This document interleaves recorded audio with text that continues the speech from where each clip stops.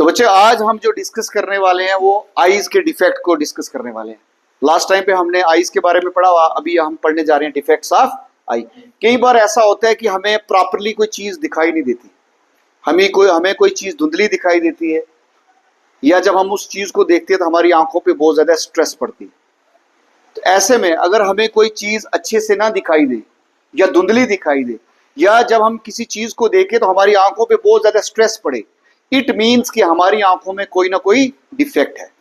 अब हमारे सिलेबस में 3 डिफेक्ट का जिक्र हुआ है, हम उसी की बात करेंगे, मायोपिया, हाइपरमेट्रोपिया एंड प्रेसबायोपिया। तो सबसे पहला जो डिफेक्ट है उस पे जाने से पहले मैं बात करूंगा कि हमारी आई के अंदर जो इमेज है वो बनाने वाला कौन है और बनती कहाँ है। हमारे आई के ऊपर, आई में जो इमेज बनाता है वो बनाता है लेंस, और बनती कहाँ पे है? रेटिना पे। ये बात याद रखनी है कि इमेज कौन बना रहा है? लेंस। और बन कहाँ रही है? रेटिना पे। अब हमारी आई जो है वो पास का भी देख सकती है और दूर का भी देख सकती है। ये हमारे आई की एक खासियत है कि ये पास का भी देख सकती है और दूर का भी देख सकती है। अब ऑब्जेक्ट कहीं भी हो, लेकिन हमारी आई उसकी इमेज रेटिना पे ही बनाएगी, चाहे ऑब्जेक्ट दूर हो या पास हो, और हमारी आई उसका इमेज रेटिना पे ही बनाएगी। अगर हमें कोई चीज दूर, किसी चीज को हम देख रहे हैं, कोई ऑब्जेक्ट बहुत ज्यादा दूर है, उस कंडीशन में हमारे आई के सिलरी मसल रिलैक्स होते हैं और जो लेंस है वो थिन हो जाता है। जब लेंस थिन होगा उससे क्या बढ़ जाएगी? फोकल लेंथ बढ़ जाएगी, और जिससे लाइट रेज सीधी आईज के अंदर जाएंगी और इमेज रेटिना पे बन जाएगी। और जब हम पास देखते हैं तो सिलरी मसल कंट्रैक्ट करता है, जिसके कारण लेंस थिक हो जाता है और फोकल लेंथ छोटी हो जाती है। ये कंसेप्ट क्लियर है? जब ये क्लियर है तो अब हम फर्स्ट डिफेक्ट की तरफ आते हैं, मायोपिया।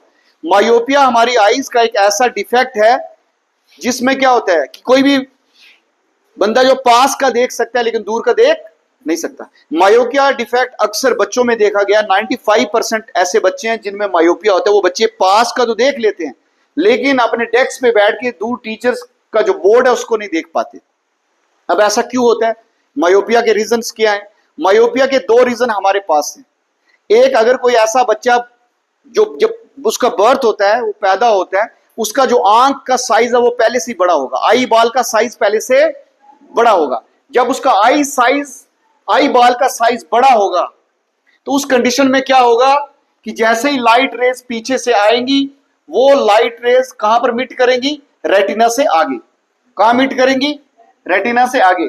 जब लाइट रेज रेटिना से आगे मिट करेंगी, उस कंडीशन में क्या होगा कि मैसेज हमारे पास राड और कोन सेल को नहीं मिलेगा, और ये राड और कोन सेल को जब मैसेज नहीं मिलेगा तो ब्रेन उस वक्त जो इमेज बताएगा वो कौन सी इमेज बताएगा? धुंधली इमेज बताएगा। कौन सी इमेज बताएगा? धुंधली इमेज बनाएगा। तो इस कंडीशन में सबसे पहली बात कही कि ये डिफेक्ट क्यों आता है कि अगर बच्चे का आई बाल का साइज काफी बड़ा हो, और सेकंड, अगर उस बच्चे ने दूर देखना तो दूर देखने के लिए सीलरी मसल जो है, जिनको क्या होना है? रिलैक्स होना है, वो रिलैक्स नहीं होते, जिनकी वजह से लेंस जो है वो थिन नहीं होता, थिन की बजाय एक्सेसिव थिक हो जाता है। तो ये 2 रीजन है। अब इस डिफेक्ट को कैसे खत्म किया जाए? इसके लिए हम ऐसी स्पेक्टेकल्स, ऐसी बच्चे को चश्मा देते हैं जिसके अंदर कनकेव लेंस लगा होता है, जिससे उसके इस डिफेक्ट को खत्म किया जा सकता है। सेकंड डिफेक्ट पे आते हैं, हाइपरमेट्रोपिया।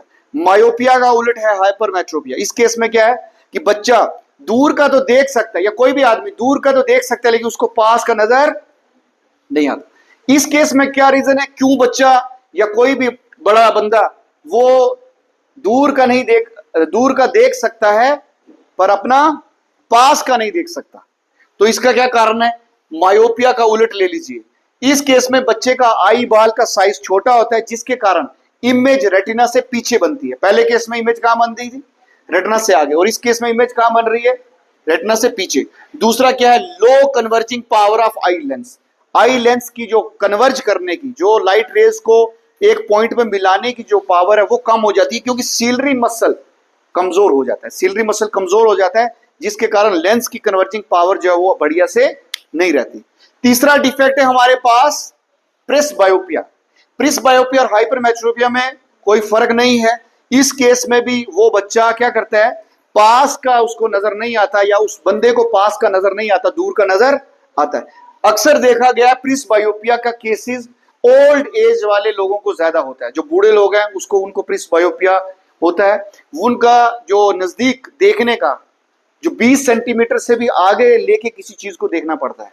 इस केस में प्रिस्बायोपिया के केस में, और प्रिस्बायोपिया हो या हाइपरमेट्रोपिया, दोनों केसेस में अगर इस डिफेक्ट को ठीक करना है, इसके लिए हम कौन सा स्पेक्टिकल यूज करेंगे जिसमें कौन सा लेंस लगा हो, कन्वेक्स लेंस। अब एक बात और याद रखनी है, ऐसा भी हो सकता है किसी एक पेशेंट में, किसी एक बंदे में मायोपिया और हाइपरमेट्रोपिया दोनों डिफेक्ट्स हो, तो ये पॉसिबल है कि किसी एक बंदे में मायोपिया और हाइपरमेट्रोपिया दोनों प्रॉब्लम हो सकती है। वो पास का भी नहीं देख सकता और दूर का भी नहीं देख सकता। तो ऐसी केसेस में उसके लिए हम जो स्पेक्टिकल देते हैं कि आपको बाईफोकल जो स्पेक्टिकल्स लगानी है, ऐसा चश्मा लगाना है जिसमें कनकेव और कन्वेक्स लेंस दोनों लगे हों, ताकि वो दूर का भी देख पाए और पास का भी देख पाए। एक और डिफेक्ट्स की मैं बात कर रहा हूं यहां पर, वो है हमारे पास कैटरैक्ट यानी मोतियाबिंद। हमारे सिलेबस में नहीं है, लेकिन ये अक्सर हमारे घरों में, हमारे बुजुर्गों में कैटरैक्ट यानी मोतियाबिंद देखा जाता है। मोतियाबिंद क्या होता है?